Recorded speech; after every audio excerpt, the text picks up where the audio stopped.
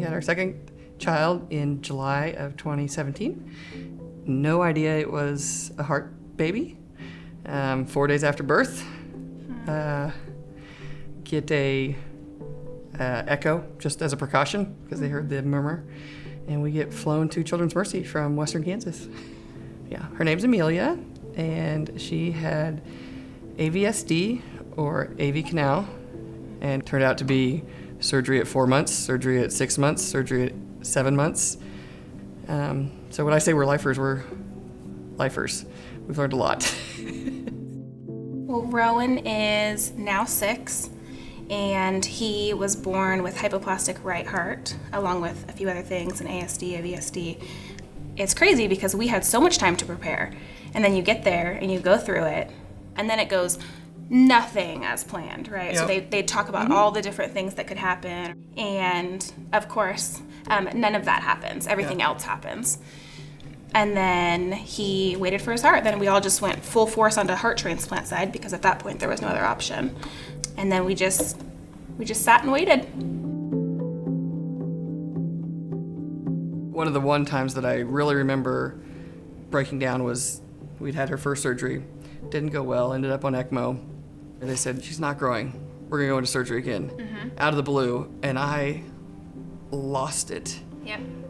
I don't know how to describe it. It's so surreal. Everybody's moving, and you feel like you're in slow motion just watching everybody. Yes. Slow motion is like the perfect way to describe it. I used to tell people that it felt like when we got this diagnosis, it felt like my entire family got dropped off of a boat on a raft, and we're just sailing down this river, and we can see people on the sidelines or on the shore going through life, and they can, toss us some bread or give us a paddle and help us out, and everybody helps us out, but we have no control over how this river's going, and we're just clinging to each other and following it.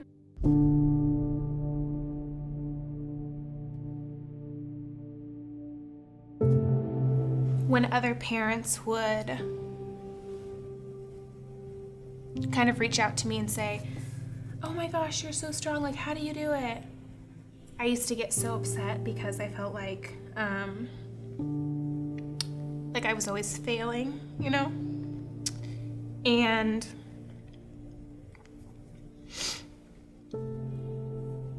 so many people will say, I just can't imagine going through what you went through. And or I couldn't do it. My response is, I can't imagine going through it either. Right. That's always my response is, I couldn't do it. I couldn't do it either. Right. I couldn't do it again. Right. No way. You just do. Yeah. Yeah. Yes.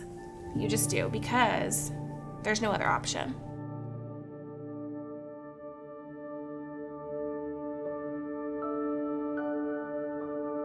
I would hear over the announcement in the hospital, the Ronald McDonald room is now serving dinner. Yeah. Blah, blah. And I was like, where is that? Where's the place that they're serving the meals at? Did you know anything about them before you got there? I mean, besides the McDonald's drive-through window where you drop your change? That's what I knew about them. Yeah. I had no idea. I had no reason to know, thankfully, Yeah. right? I never had to know. They were a box on the side of the drive-through at McDonald's, right? And then they turned into our lifeline, our everything.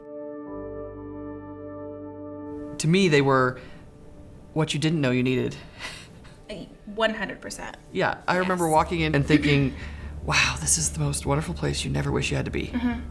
It was like a sanctuary to me because everything is so busy and so hectic, and this was like the most quiet cave. Quiet. Yes. Calm. Yeah. I had no idea what they did for families or individuals, but when I had to experience it for myself, the best way I can describe it is a feeling, and it literally is comfort in the middle of a completely chaotic time. I could focus on my one problem, my one priority, and everything else that I didn't even know I needed was taken care of. And my family could be my first priority. If I were to think back to our story or our time there without that, Oh my gosh. I don't know. I mean, we'd be traveling because it's not realistic to, stay at a hotel for 400 days, No. or Right. I feel like without the Ronald McDonald House, our whole world would have been different. Our whole journey would have been different. I can't think of a life without the Ronald McDonald House.